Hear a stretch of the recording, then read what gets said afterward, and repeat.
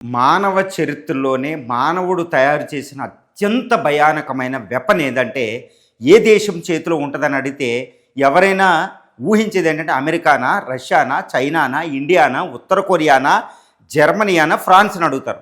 కానీ ఇన్ని దేశాల్లో ఏది అని అడిగితే వెంటనే చెప్పవచ్చు రష్యా. రష్యా వెపన్స్ తయారు చేయడంలో తిరుగులేని దేశం అనమాట. ఇప్పుడు ఈ రష్యా ఒక మిస్సైల్ని ప్రయోగించడానికి సిద్ధమైంది. వరల్డ్స్ డేంజరస్ మిసైల్ అనమాట. అది మిసైల్ అనాలో, మిసైల్కే రారాజు అనాలో నేను చెప్పిన తర్వాత మీరు అర్థం చేసుకోవచ్చు. ఇప్పుడు ఈ మిసైల్ టెస్ట్ నవ్యా జెమిలియా, ఏది ఆర్కిటిక్ మహాసముద్రంలో రష్యాకు ఉత్తరాన నవ్యా జెమిలియా అనే ప్రాంతంలో ఈ మిసైల్ టెస్ట్ చేయడానికి ఒక ఫ్లైట్ని అన్నిటినీ సిద్ధం చేసింది. Very dangerous. ప్రపంచం వణికిపోతుంది. ట్రంప్ చెప్పినా కానీ వినని సిఐఏ చీఫ్ని అక్కడ పంపిన పుతిన్ ఆయన కలవకుండా వెనక పంపి మరి ఈ మిసైల్ టెస్ట్ చేస్తున్నాడు. ఎందుకంటే యూకే టార్గెట్గా, నాటో దేశాల టార్గెట్గా, అమెరికా టార్గెట్గా ఈ మిసైల్ని ప్రయోగిస్తున్నాడు అనమాట. ప్రపంచం వణికిపోతుంది. ఆల్రెడీ ఇది అక్టోబర్లో 2025లో ఒకసారి ప్రయోగించారు. అప్పుడే ప్రపంచం వణికిపోయింది. ఏంటి ప్రళయకాల మిసైల్ అనేది మనం చూడాలి. దీన్ని బురవేష్నిక్ అని పిలుస్తారు. ఏది రష్యా దానికి పెట్టిన పేరు బురవేష్నిక్, కానీ దానికి నాటో ఒక కోడ్ నేమ్ పెట్టింది. అది ఏంటో తెలుసండి? Sky fall. ఆకాశం భూమి మీద ఊడిపడద్దంట ఆ మిసైల్. నాటో పెట్టిన శత్రుదేశం నాటో పెట్టిన పేరు ఏంటంటే స్కై ఫాల్. ఇంకొక కోడ్ నేమ్ పెట్టారు, దాన్ని ఏంటంటే ఫ్లయింగ్ చెర్నోబిల్. ఇక్కడే అసలైన ఉందా, అది ఎంత ప్రళయకాలం. ఫ్లయింగ్ చెర్నోబిల్ అంటే 1986లో చెర్నోబిల్ అణు రియాక్టర్ పేలితే ప్రపంచం అంతా విలవెలలాడిపోయిందనమాట. హిరోషిమా, నాగసాకి కంటే అతిపెద్ద ప్రమాదం అనమాట. అలాంటి చెర్నోబిల్ అణు రియాక్టర్ గాల్లో వెళ్ళొద్దనమాట ఆ మిసైల్ వెళ్తే. ఏంటి ఈ మిసైల్ అంటే, ఈ మిసైల్ ఫీచర్స్ మనం చూసినట్టయితే ఈ మిసైల్ ఏంటంటే ఎవరైనా సాలిడ్ కెమికల్ ఫ్యూయల్ వాడతారు ఏది మిసైల్ వెళ్ళడానికి. ఈ మిసైల్ ఇంధనమే న్యూక్లియర్ రియాక్టర్ ఉంది. అంటే న్యూక్లియర్ పవర్డ్ న్యూక్లియర్ రియాక్టర్ అనమాట, న్యూక్లియర్ మిసైల్ అన్నమాట. ఇది సాలిడ్ ఫ్యూయల్ బదులు న్యూక్లియర్ రియాక్టర్ దీన్ని పంపిస్తుంది. దీంతోపాటు ఇది అణువాయుధం పట్టుకెళ్తుంది, థర్మో న్యూక్లియర్ బాంబు. ఎంత డేంజరసో చూడండి. దీని ఫ్యూయల్ ఇంధనమే న్యూక్లియర్. కాబట్టి దీని రేంజ్ ఎంతో తెలుసండి. భూమి మీద నుంచి పైకి వెళ్ళిన తర్వాత 1-2 నెలల పాటు గాలిలో తిరగగలిగిద్దంట. ఏదైనా మిసైల్ ఇప్పుడు దాకా మిసైల్ 2-3 గంటల్లో ప్రపంచం ఈ మూల నుంచి ఆ మూలకి వెళ్ళదు. ఏది అమెరికా మైన్యూట్ మ్యాన్, ఇండియా అగ్ని 6, సూర్య మిసైలు, డాంగ్ఫెంగ్ 41 ఆఫ్ చైనా, తర్వాత హవసాంగ్ ఆఫ్ ఉత్తర కొరియా, మిగిలిన రష్యా సాతాన్ 2 ఇవన్నీ ఏంటంటే కొన్ని గంటల్లో భూమి నుంచి అక్కడ కొట్టేస్తాయి. కానీ ఈ మిసైల్ న్యూక్లియర్ పవర్ ఇంధనం వల్ల కొన్ని నెలల పాటు భూమి మీద ఉంటుంది. అంతకుముందు అక్టోబర్లో 15 గంటల పాటు 14,000 కిలోమీటర్లు ఇది ట్రావెల్ చేసింది. దీని స్పీడు గంటకు 1000 కిలోమీటర్లు సుమారు. కానీ దీన్ని పడగొట్టడం అసంభవం కూడా. ప్రపంచంలో ఏ ఎయిర్ డిఫెన్స్ సిస్టమ్ కూడా దీన్ని అడ్డుకోలేదు. ఎందుకంటే ఇది భూమి మీద నుంచి 500 నుంచి కిలోమీటర్ ఎత్తులోనే ఎదిగింది. కాబట్టి ఏ రాడార్ దీన్ని గుర్తుపెట్టుకోలేదు. కాబట్టి అత్యంత డేంజరస్ అనమాట. మళ్ళీ మిరుగు టెక్నాలజీలు ఇవన్నీ ఉంటాయి. కాబట్టి ఈ బురవేష్నిక్, ఈ స్కైఫాలు, ఈ ఫ్లయింగ్ చెర్నోబిల్ని రష్యా ప్రయోగిస్తుంది. ఆల్రెడీ ఒకసారి ప్రయోగించింది. ఇప్పుడు నాటో, ట్రంప్ వణికిపోతున్నారన్నమాట.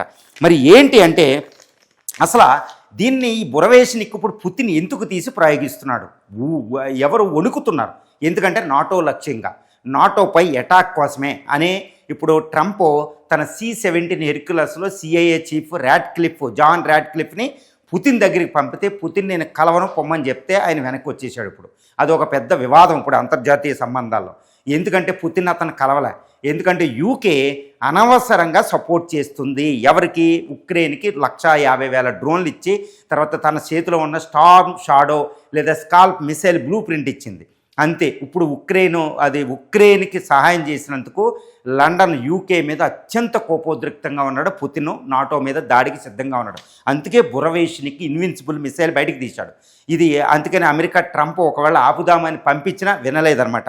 సో ఇప్పుడు యూకే మీదే ఈ మిసైల్ తీయడానికి ప్రయోగించాడు. తర్వాత మరి ఏంటి అంటే అసలు యూకేకి ఏంటి అంటే నోటి దూలనమాట. యూకే ప్రైమ్ మినిస్టర్ కొత్తగా వచ్చిన యాండీ బర్న్హామ్ ఇంకా పుతిన్ విషయం తెలిసినట్లేదు. ఆయనకు అవగాహన ఉందో లేదో తెలియదు. యూకే ఇంటెలిజెన్స్ కూడా అతనికి చెప్పిందో లేదో తెలియదు. M17 లాంటిది ఏంటంటే ఈ పుతిన్, ఈ బురవేష్నిక్ తీసినా, సాతాన్ తీసినా, పోసడాన్ తీసినా యూకే ఉండదు, లండన్ ఉండదు. కానీ యూకే ప్రైమ్ మినిస్టర్ అనవసరంగా కీవ్, ఉక్రెయిన్ రాజధాని వెళ్ళి అనవసరంగా పుతిన్ రెచ్చగొట్టేశాడు. అక్కడ ఏమన్నాడు? మేమేదో సహాయం చేస్తాం ఉక్రెయిన్కి, ట్రైనింగ్ ఇలాంటివి అనలే. అవును మేము 150,000 మిలిటరీ డ్రోన్లు ఇస్తాం, స్టార్మ్ షాడో స్కాల్ప్ మిసైల్స్ ఇస్తాం, ఇంకా ట్యాంకులు ఇస్తాం, ఇంకా మళ్ళీ ఫ్రాన్స్ జర్మనీని రెచ్చగొట్టాడు. మళ్ళీ కీవ్లో మీటింగ్ పెట్టి 100% ఉక్రెయిన్ నేను సహాయం చేస్తే ఏం చేస్తామని వెంటనే పుతిన్ ఈ వెపన్ బయటికి తీశాడు బురవేష్నిక్. ఇప్పుడు పుతిన్ని ట్రంప్ ఎంత కన్విన్స్ చేద్దామన్నా కన్విన్స్ అవ్వలేదు.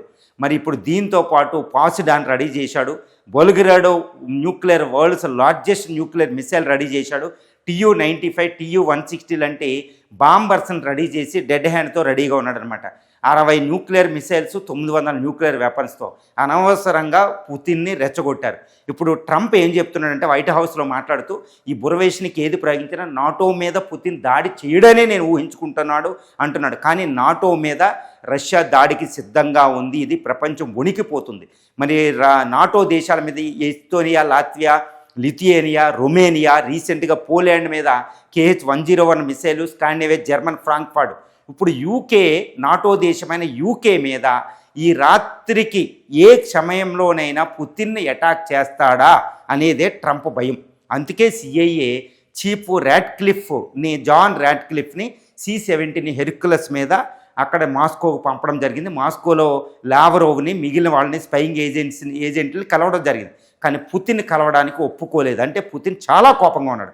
మరి ఇప్పుడు ట్రంప్ ఏం చేయాలంటే ఉక్రెయిన్కి మీరు సహాయం చేయొద్దని మిగిలిన నాటో దేశాలతో ఆయన స్టేట్మెంట్ ఇప్పించాలి. అదర్వైజ్ పుతిన్ నాటో దేశాల మీద అటాక్ చేసే అవకాశాలు ఇక్కడ పుష్కలంగా కనిపిస్తున్నాయి. మరి ఎప్పుడు అటాక్ చేస్తాడు, ఏ టైము, ఏ దేశం మీద, ఏ వెపన్తో అటాక్ చేస్తాడనేది ఎవ్వరు ఊహించుకోలేకపోతున్నారు. అంటే నాటో రష్యా మధ్య యుద్ధానికి సిద్ధంగా ఉంది. రొమేనియా సిద్ధం చేసింది, పోలాండ్ రెడీగా అలర్ట్గా ఉంది. ఇది రష్యాకి నాటో దేశాల్లో ముఖ్యంగా పోలాండ్, రొమేనియా ఈ దేశాలు చాలా హై అలర్ట్ అయి ఉన్నాయి. తర్వాత అక్కడ స్కాండినేవియన్ కంట్రీస్లో జర్మనీ మీద అలర్ట్ అయ్యాయి. అంటే ఇతను యూకే మీద అటాక్ చేస్తాడా, జర్మనీ మీద అంటే ముందు డైరెక్ట్గా యూకే మీద అటాక్ చేసే అవకాశాలు ఉంది. ఇప్పుడు ఇంటర్నేషనల్గా మనం చూసినట్లయితే ఇక్కడ అత్యంత డేంజర్ ఏంటంటే ఈ అటాక్ అనేది డైరెక్ట్గా అవ్వకపోవచ్చు, కానీ నాటో దేశాల్లో ఉన్న ఆర్మీ ఆయుధాగారాల మీద అటాక్ చేయొచ్చు అనేది చెప్తున్నారన్నమాట. ఆర్సను, స్పైయింగ్ ఏజెంట్లు, లేకపోతే మిలిటరీ డ్రోన్లు, సైబర్ అటాక్ల ద్వారా రష్యా అటాక్ చేయొచ్చు అనేది ఒకటే అంచనాకు వస్తారు. కానీ ఏదో ఒక విధంగా రష్యా నాటో దేశం మీద అటాక్ చేసే అవకాశం కొన్ని గంటల్లో, ఈ రోజులో కానీ ఏదో ఒక సమయంలో ఉండొచ్చు. ఎందుకంటే ఉక్రెయిన్ ద్వారా ఈ యొక్క యూకే మిలిటరీ డ్రోన్లు మాస్కో, బొల్గరాడో, సుమి, సెయింట్ పీటర్స్బర్గ్ లాంటి రష్యా సిటీల్ని ఈ యొక్క ఉక్రెయిన్ అటాక్ చేసేస్తుంది. మరి ఉక్రెయిన్ చేతిలో రష్యా చనిపోవాలా, ఇంత వేల మంది చనిపోవాలా, ఉక్రెయిన్ చేతిలో రష్యా ఓడిపోవాలా అంటే రష్యా చాలా డేంజరస్ పొజిషన్లో ఉందన్నమాట. అందుకే ఇంకా తప్పనిసరి పరిస్థితుల్లో ఉక్రెయిన్కి సహాయం చేస్తున్న నాటో దేశాల మీద బిగ్ ప్లాన్ పుతిన్ రెడీ చేసినట్టు తెలుస్తుంది. పుతిన్ వార్ మీట్ అయ్యింది, ఎమర్జెన్సీ క్యాబినెట్ మీటింగ్ అయిపోయింది, ప్లాన్ రెడీ అయిపోయింది. అందుకే ఇది తెలిసి ఇంటెలిజెన్స్ ద్వారా తెలిసి పుతిన్ని ట్రంప్ కన్విన్స్ చేయడానికి ట్రై చేశాడు. కానీ అది జరగలే. ట్రంప్ ఏమో హోప్ఫుల్గా చెప్తున్నాడు అటాక్ చేయడని. కానీ ఉక్రెయిన్ వెళ్ళి మాస్కోని ఏడిపించేస్తుంది. మాస్కోలో జనాలు చనిపోతున్నారు, వేరే హౌస్లు పేలిపోతున్నాయి, బొలిగరారు ఫైటర్ జెట్లు పేలిపోతున్నాయి. మరి ఎంత చేసినా ఉక్రెయిన్ వెనకాలండి ఈ దేశాలు అటాక్ చేస్తున్నాయి. కాబట్టి ఉక్రెయిన్లో ఉన్న నాటో ఆయుధాగారాలని, నాటో దేశాల్లో ఉన్న అతిపెద్ద ఆయుధాగారాలని రష్యా అటాక్ చేయొచ్చు. అది ప్రత్యక్షంగానే పరోక్షంగానే తెలియదు.